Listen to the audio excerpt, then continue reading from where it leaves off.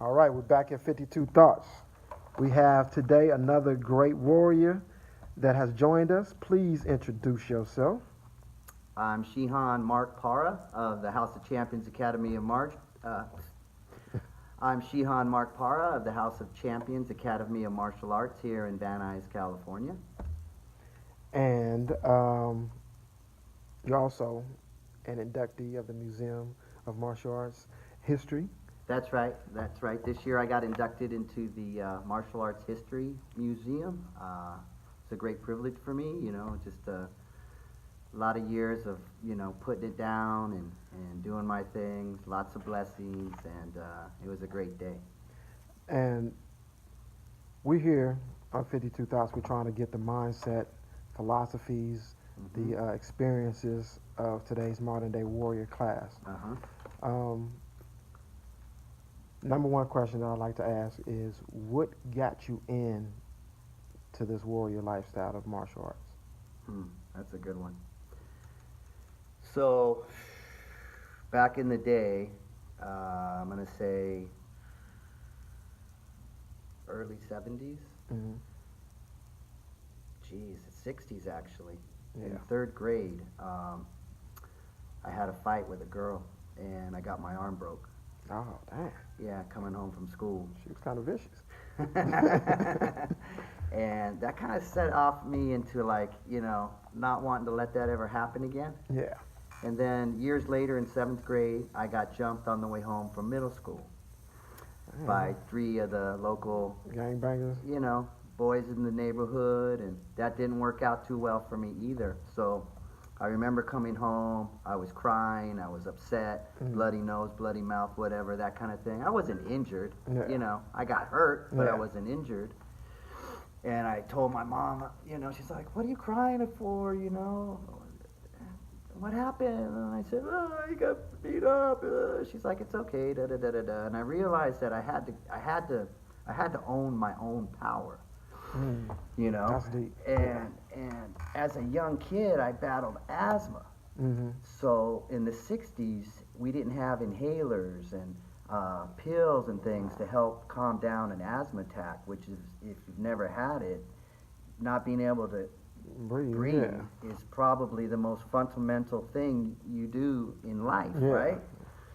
So I thought of myself, where do I have this fight from? This undeniable fighter inside of me, like Yeah. not to give up. And I think it happened from being young with asthma, which eventually I outgrew as I started to train.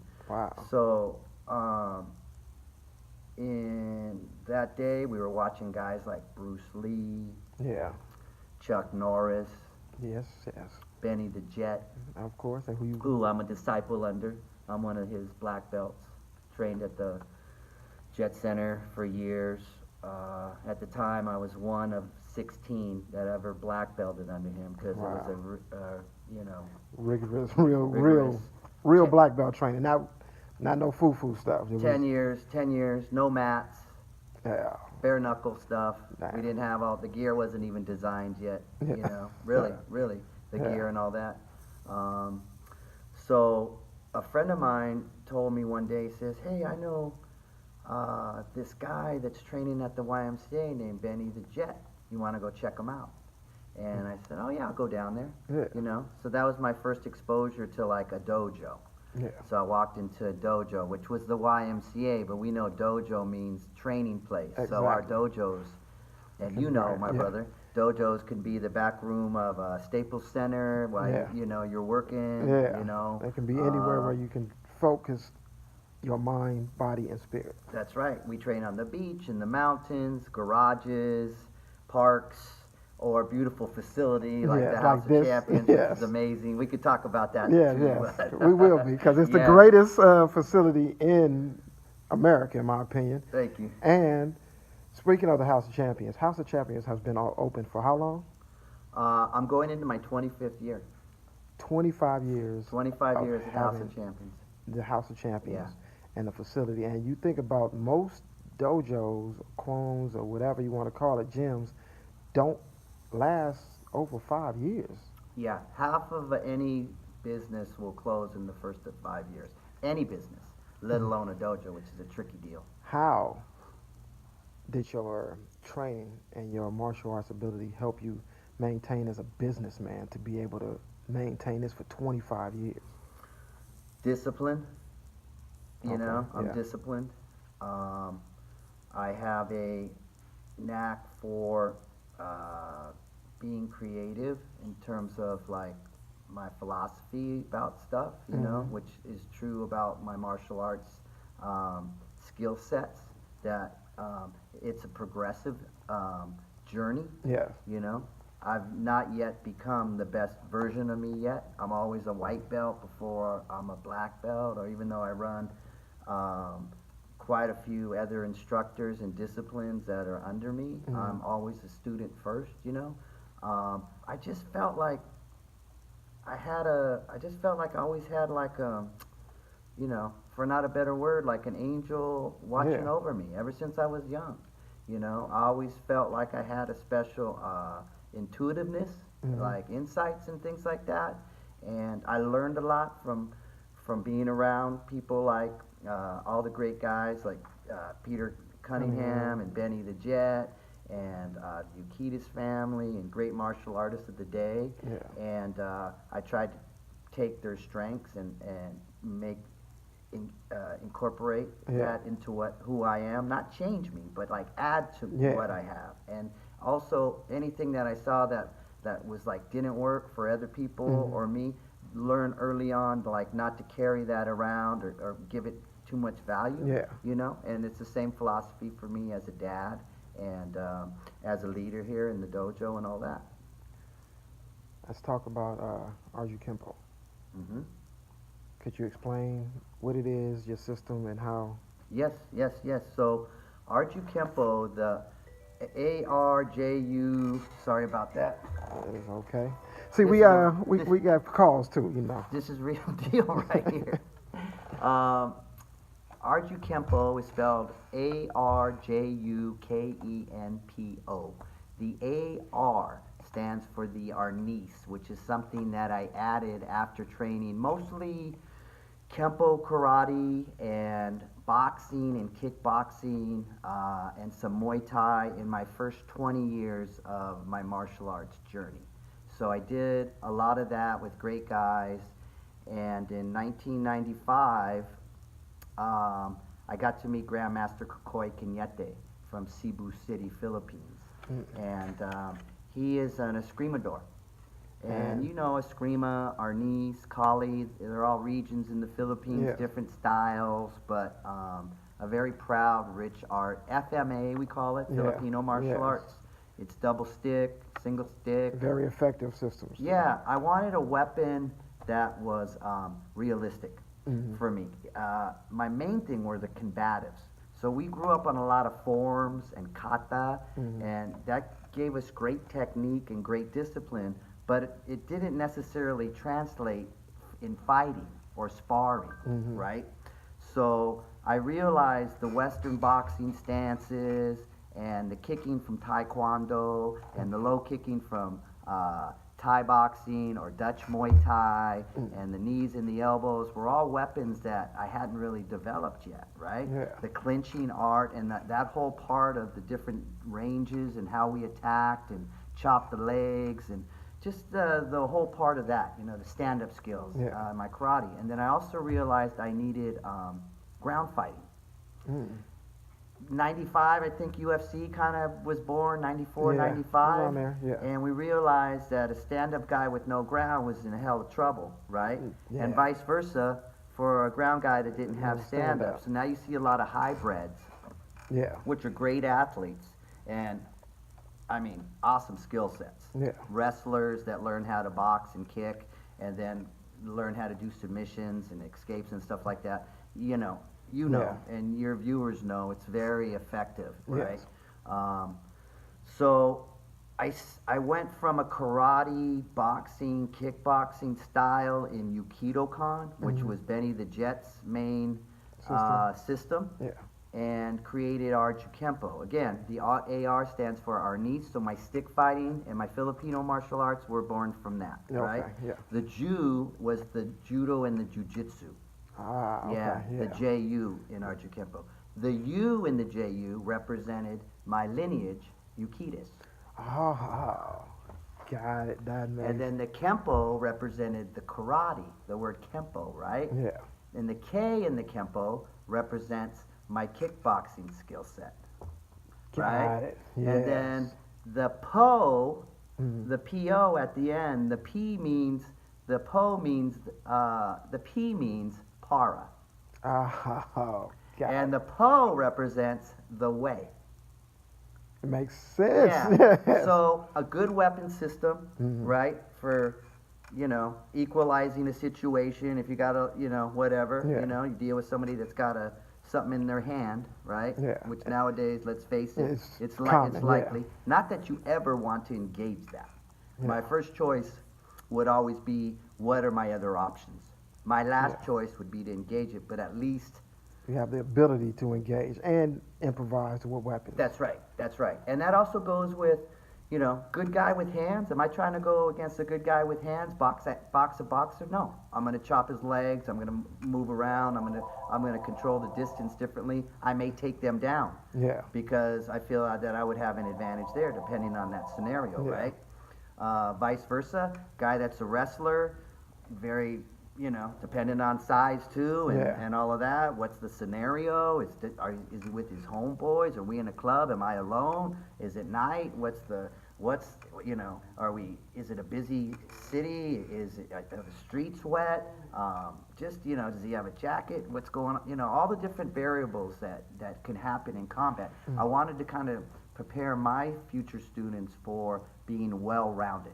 There's a lot of people that say, oh, you could be a jack of all trades or a master of one, right? Yeah. I don't adopt that philosophy. Yeah. I think that we're built, our skill set, the way we come down, Hmm. right, Yeah. is that we don't even tap into half of that stuff. So the master of one mindset for me is somebody that's limiting themselves and saying, oh, I just got to do one, but be really good at it. Yeah, you can be really good at it, but can't you be good at more than one thing?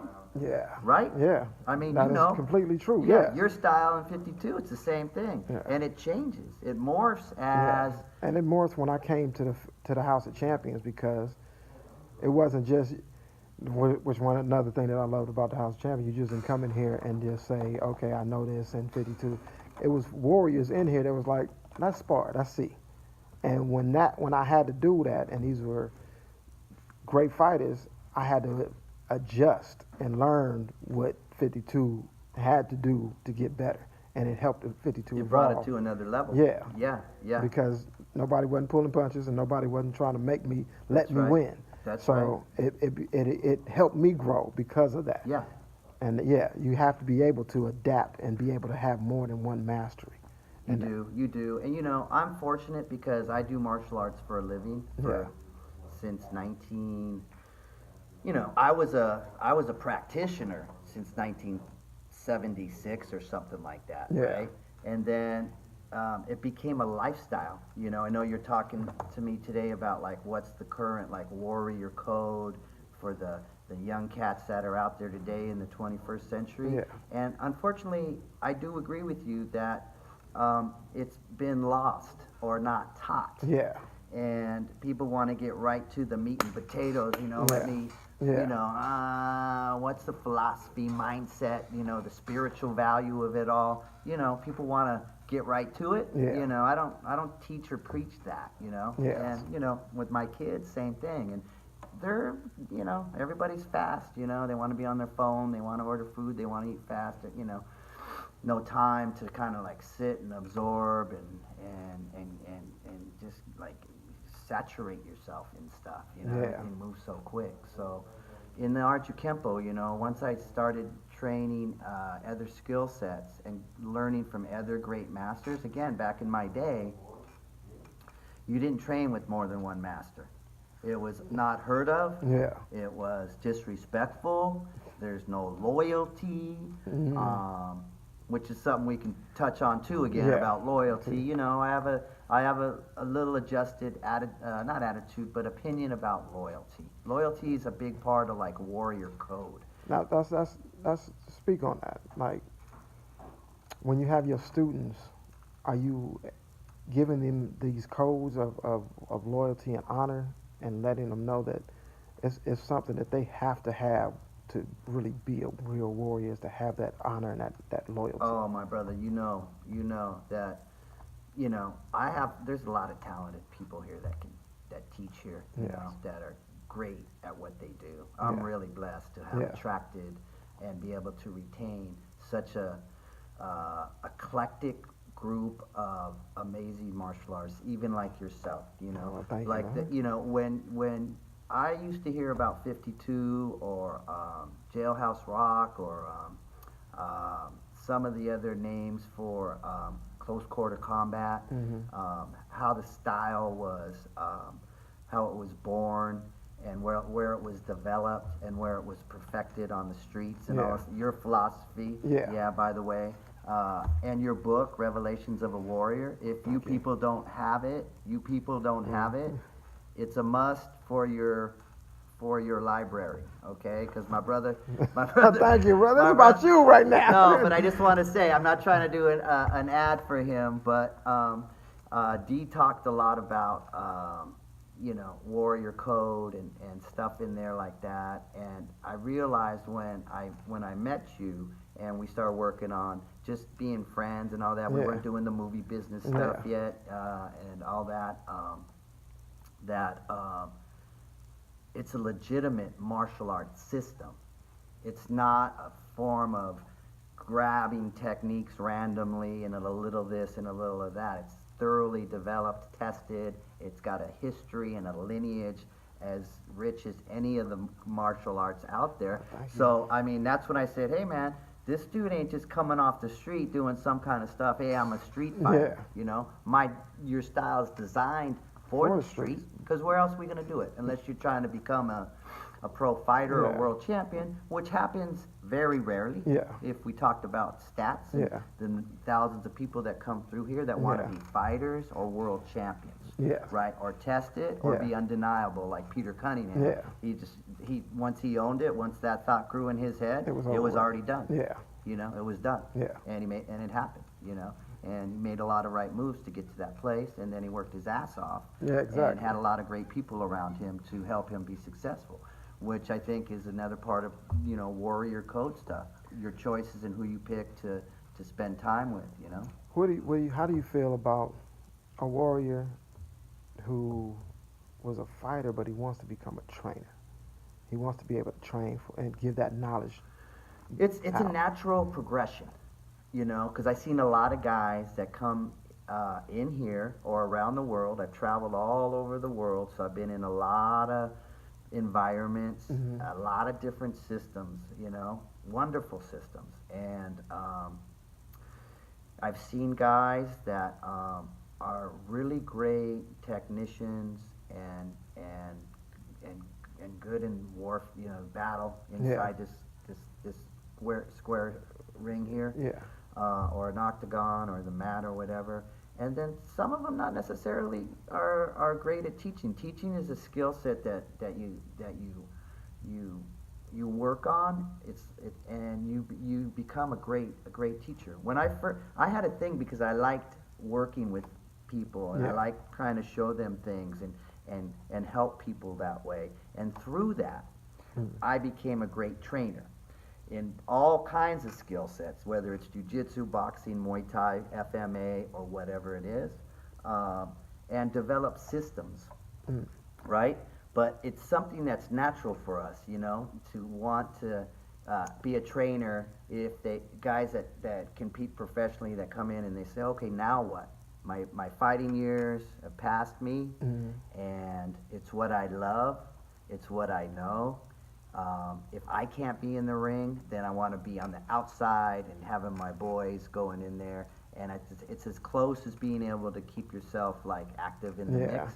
Plus, we all love being around each other when we go to events.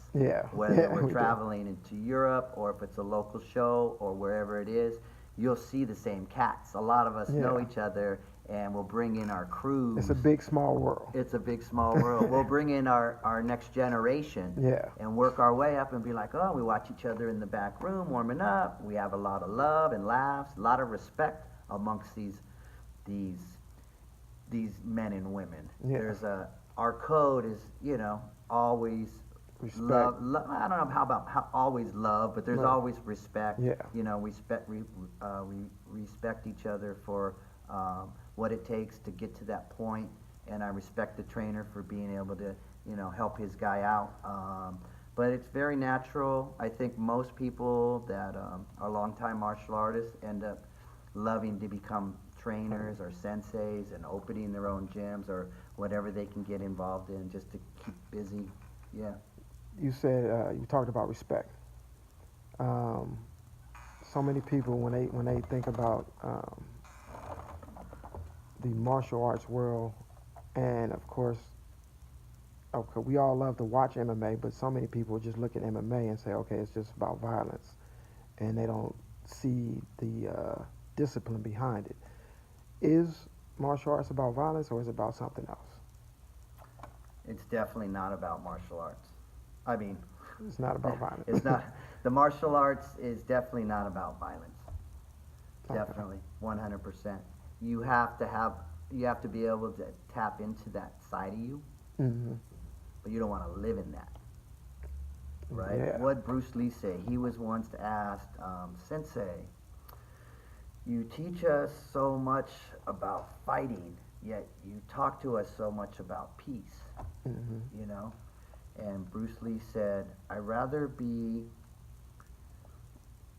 a warrior in a garden than a gardener in a war. You know? Yeah. So that's kind of like the root of my philosophy. It's like that's me too. I like the training. I mean, all the other benefits of it. You Yeah. know, the mental, the physical, obviously the workout, and how it makes you feel when you train hard and Yeah. you're with your people.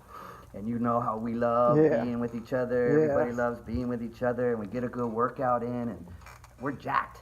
We want to go have lunch and Yeah. hang out and talk for another 2 hours. Exactly. Now, um, with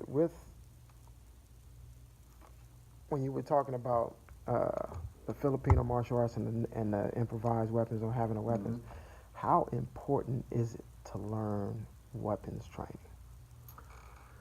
I think it's important. I don't know, like on a 1 to 10 basis. How's the Karate Creed go? Here I am, karate, my empty hands. Hmm. I have no weapons. Yeah. But should I be forced to defend myself? Should it be a matter of, life or death? Then here are my weapons, my empty hands. You know what I mean? Yeah. If you test my principles in my honor, here are my weapons, my empty hands. You know what I mean? Yeah. So the peaceful warrior thing comes to mind. You know what I mean? But on the mat and in life, you talked about, do you have to be violent? I think a confrontation is violent, and I think you have to be able to turn that switch on, and you have to be able to turn that switch off. Sometimes you can get in trouble for, being all violent, and it kind of takes over you. Everything's aggressive. You kind of what you feed grows. Mhm. So if you have a violent nature, you're, that kind of is projected. You know what I mean? Yeah. But if you can say, I do have a side that I can go to, Yeah. and I have to switch it on. I want my students to be able to, hey, if you gotta save your ass, if you got something to lose, you got to be able to go there. A place that maybe you don't normally go. Yeah. Some people are in that environment, so they can go every day. Law enforcement, bouncers, people that do bodyguarding. Yeah. Sometimes you got to be in that mindset, and that switch is really ready to go, and it happens fast and quick, Yeah. right? And so it's an important. I don't know if it's violence that the correct word for me, but I do have that side. Last question. Last two questions. Two parts question. Sure. Do you have a code, a warrior code? And if you do, what is it that you live by? I believe I do. I don't know if I actually define it as a warrior code, but it's definitely the right terminology. You know what I mean? a way of like the way of living. You know what I mean? Yeah. You know, back when I first started, the codes that I were taught, you know, came through ancient, you know, martial arts philosophies, Bushido, Yeah.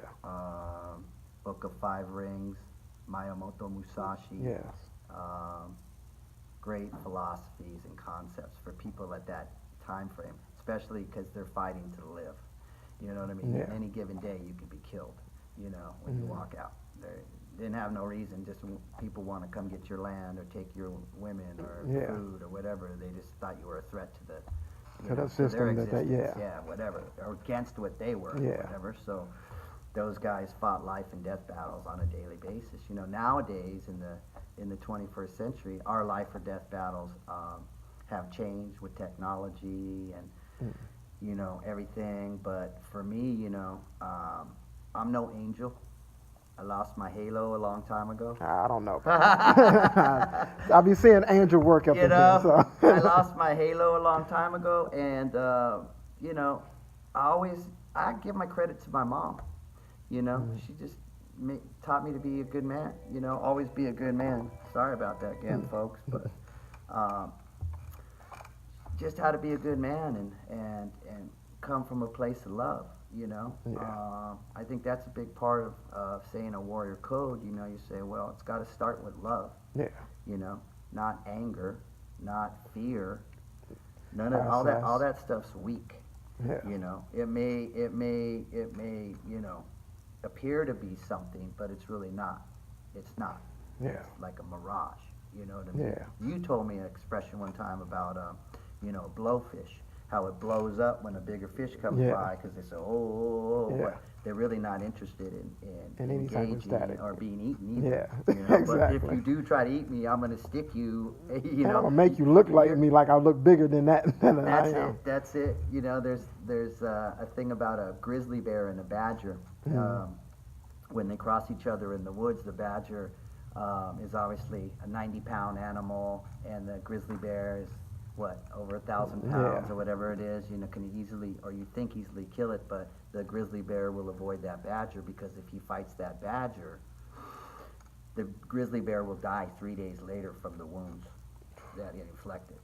And that's kind of my mindset in terms of combat. I don't always feel like I can destroy somebody. I think I have a good chance, and it would be a bad day for anybody that wanted to make that, Yeah, of you know, course. go to that place. Yeah. But I guarantee you, if I'm going to the hospital or whatever, you're going to the morgue or what have you. Yeah. You know what I mean? That instinct for me to like never quit and to be like never back down kind of thing is so prevalent in me. But as a father, my code has changed because now I'm a father. When I was a single man, it was just me. Yeah. You know, my code now is still, you know, family, you know, my family, you know, my perseverance, Yeah. preservation, I meant, is vital because without me, there's no things leader. can crumble. Yeah, you know, the house could fall. Yeah. You know, and I know someday that baton will be passed, but right now it's my It's your race to win. it's mine. It's my responsibility. It's my God-given right to take care of my family, myself, treat people right. You know, have a spiritual side to me. You know, a lot that gets tricky with everybody with religion and No, man, and it all shouldn't. that. It shouldn't. And all the nonsense, religion and politics and all that stuff. For me, I'm like, you know. Keep it simple, you know, take care of myself, be a good example for my children and my students, look after stuff, you know, Yeah. don't be hasty, you know, in my decisions, you know, try not to act out of anger, you know, anytime I feel bad and my head's getting crazy and I want to like change everything or go off, you know, I realize I need a day just to kind of settle and maybe not make that phone call, maybe not do that thing and say, and get myself kind of settled back down. but loyalty's important for me, you know. Yeah. Loyalty's big time, you know. Knowing that your friends understand that you're that type of person, Yeah. and that it's an unsaid thing, you know. There's a Yeah. lot of warrior code stuff that's unsaid. It's by See, and that's important because a lot of people don't realize that. I mean, warriors, we know it and we recognize it because it's things that are unsaid with us, and we don't right, have to talk to each other every day to know that I'm thinking about you, or yeah. Or I got that, your back. or I got your Yeah, back, right, no matter what. right. And I So, know that. yeah. Right, right. And it's a lot of unsaid, and I think that's something that nobody really talks about, and I appreciate you to bring that up because that is an amazing thing that we as warriors have. We have an unsaid, uh, like an unsaid contract, talked about. We don't talk about it, but it's there, Yes. and we know. And we see it when we travel around. You travel a lot. You Yeah. meet a lot of cats, even if they're non-martial artists. Mm. You know, I don't consider warrior just for people that are in the dojo, and Yeah. I know you don't either. Yes. You know, we're at war every day with, you know, trying to make our bills, Yeah. trying to keep our bodies right, and it changes as we get older. You Yeah. know, and relationships and Yeah. and the good things and then the bad times and how we roll through it. You asked me earlier, you know, how's the dojo help me in my training, help me with that. It's to quote Bruce Lee again, I'm kind of trying to be more like water, you know what I mean? Yeah. Find the path of least resistance, you know. Pick your battles wisely, you know what I mean? Yeah. There's enough bullshit going on in our lives, Yeah. and there seems to be a lot of drama, you know what I mean? And you know, you have a lot of drama around you. It's very, it just deteriorates you little by Yeah. little. It's trying you to know? drain you from. Yeah, it's like rust. It eats you away, and then Yeah. before you know it, you're all fucked up. Yeah. You know what I mean? You're like, what? So you learn that as you get older, I think, in terms of like the people that surround you, your close circle. Mm-hmm. You know what I mean? And uh, particular about that. And then when you meet new cats and you come in and how they become like Best like, friends. Yeah, like yeah. We are. feel Yeah. like I've known you for Exactly. You You're know, 50 my years. brother. Yeah. Exactly. Yeah, it becomes a bond, and we have that connection amongst each other. You know, somebody comes from another country, and that happens all the time here, and they teach or they want to check out House of Champions or whatever. Right away, we have a mutual respect for each other. Yeah. You know, and that code, that honor, that respect is an unsaid thing. You know, Yeah. so I feel it's vital for the kids and for parents out there to give that to your kids. Mm-hmm. You know, by example. You know, and spread the word. You know, you asked me earlier. You know, do I talk to my students about warrior code and stuff like that? I always try to feed a student mentally, physically, and spiritually or emotionally Yeah. in my lesson, and ways to use the skill sets and say, oh, see how we're making a miss, you know, boom, boom, boom, yeah, can't get you, da da da da da, yeah, you know, things like that is like, so when stuff happens to you or people are throwing negativity at you, you know, you have to learn how to slip that stuff and not let it catch you on the chin or take it all the way, roll with it, be like, all right, okay, then just keep going like you do in here, Yes. right? So we roll with the punches a little differently, Yeah. you know? So I always like to give them a little something that they have to think about. I always tell them, hey, when you're in this class, I'm going to throw around a few nuggets. Yeah. You know, a man like yourself is going, whoa, whoa, whoa. You know, outside of that technique, which was dope, Yeah. I need. something said today Yeah. that clicked, and I'll hear a lot from people that say, oh, hey, thanks a lot, Sensei. I like the class today was awesome, and thank you for what you said at the end. You know, I've been going through some bullshit, and I just needed to bum it. But you said something today that kind of helped me gain a little clarity and calm myself down or get back on track. So And see, that's like the best things to me. Is that more so than the physical? Is that when that's somebody juice. gets that, and that makes them mentally better and spiritually better. Because then once your mind and spirit is uplifted, the physical follows. So that's like one of the best things. I agree, man, and that's the best part of being a sensei, a shifu, or whatever style you teach, a guru, Yeah. is that we get many people that come through our doors that we've never met, we've never we've never known a second about their background or their character. Mm. We open our doors for everybody, and they get a chance to come in here and learn what we do, right? Yes. Mentally, physically, and spiritually. Not everything's for everybody. Yeah. Some people just want the physical stuff. And I Yeah. got, lots of stories I could tell you about stuff like that. But that's kind of the thing. And then we just take them in. And martial art dojos, martial arts themselves, were kind of like a bunch of like orphans. You know what I Yeah. mean? That kind of all get together and we find each other and Like, you yeah. know, right? I found somebody like me finally. Yeah. So when people come through the doors, it's like, huh, what's your story? I mean, Yeah. I got thousands of stories. You've helped so many people out. So many. I mean, Yeah. including the program. I'm gonna end it on, not completely end it, but I wanted you to talk about this program that you do have at the House of Champions. This one now, the new one? Yes. Oh, okay, cool, man. I appreciate you with that. So, about a month ago, one of my students and he's one of my teachers here, but he started as a little kid, and they turned into great young men, great fighters, great people, and then eventually great teachers. So I try to harness that, Yeah. once the seed's here. So he's homegrown. Yes. You know what I mean? And he's interested in teaching a program called Rock Steady Boxing. It's for people that are fighting the effects of Parkinson's. Wow. Why do you Yeah. call it rock steady, or is that? Because we're rock steady. All right. We're rock steady. Yes. You know what I mean? Our boxers, we're not calling them patients and stuff like that. There's different levels. We started it about a month ago. Yes. And we're bringing these people in to fight back, man. Not just like there's lots of scientific evidence that shows exercise slows the progression down and helps in many ways. Not just with Parkinson's. Of course, we know diet and exercise, drink lots of water and all that. Do we do it?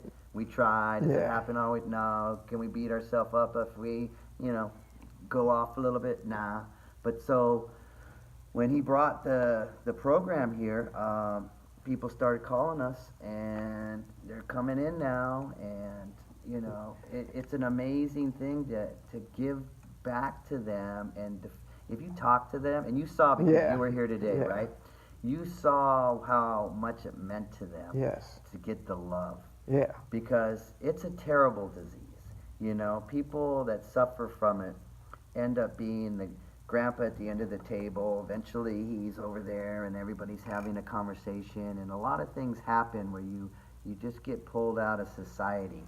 It takes you out in a way where you don't have any social life anymore. People, it's like, okay, he's sick, So we stimulate them in many different ways. We play the music of their era. Yes, I saw. They love that because it's firing. We're getting them the left and right and the footwork moving, and we're keeping it simple. But now they're exercising. They're getting fed with boxing techniques. They're learning what we know, and their brains are working, their bodies are working, and I saw it, and they were extremely happy to be here. Yeah. And that's like a beautiful thing. And by the way, April is National Parkinson's Awareness Month. So this is our official launch of the program here at the House of Champions. We teach it 3 mornings a week on Tuesdays and Thursdays at 11 a.m. to 12. And then on Fridays at 12 to 1. Where's the House of Champions located for those? Yeah, we're here in Van Nuys, California. Yeah, in the San Fernando Valley. And are you on the online? Yeah, you can find us online at houseofchampions.com. Okay. You could like us on Instagram and Facebook and all that stuff and follow us on that. Okay. A lot of stuff going on here that's just fantastic. I appreciate you, my brother. Appreciate you. Thank you for this interview. Us. Us.